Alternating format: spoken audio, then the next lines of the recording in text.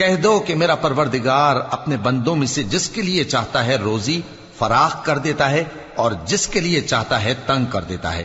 اور تم جو چیز خرچ کرو گے وہ اس کا تمہیں عوض دے گا، وہ سب سے اچھا رزق دینے والا ہے۔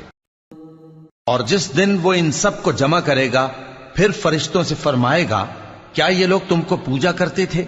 وہ کہیں گے تو پاک ہے، تو ہی ہمارا دوست ہے، نہ کہ یہ، بلکہ یہ جنات کو پوجا کرتے تھے اور اکثر انہی کو مانتے تھے۔ تو آج تم میں سے کوئی کسی کو نفع اور نقصان پہنچانے کا اختیار نہیں رکھتا، اور ہم ظالموں سے کہیں گے کہ اب دوزخ کے عذاب کا جس کو تم جھوٹ سمجھتے تھے مزہ چکھو۔ اور جب ان کو ہماری روشن آیتیں پڑھ کر سنائی جاتی ہیں تو کہتے ہیں یہ ایک ایسا شخص ہے جو چاہتا ہے کہ جن چیزوں کی تمہارے باپ دادا پرستش کیا کرتے تھے ان سے تم کو روک دے، اور یہ بھی کہتے ہیں کہ یہ قرآن محض جھوٹ ہے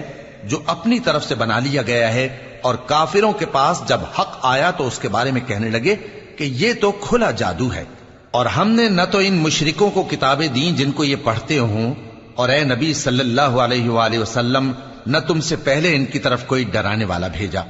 اور جو لوگ ان سے پہلے تھے انہوں نے تکذیب کی تھی، اور جو کچھ ہم نے ان کو دیا تھا یہ اس کے 10ویں حصے کو بھی نہیں پہنچے۔ پھر انہوں نے میرے پیغمبروں کو جھٹلایا، سو میرا عذاب کیسا ہوا۔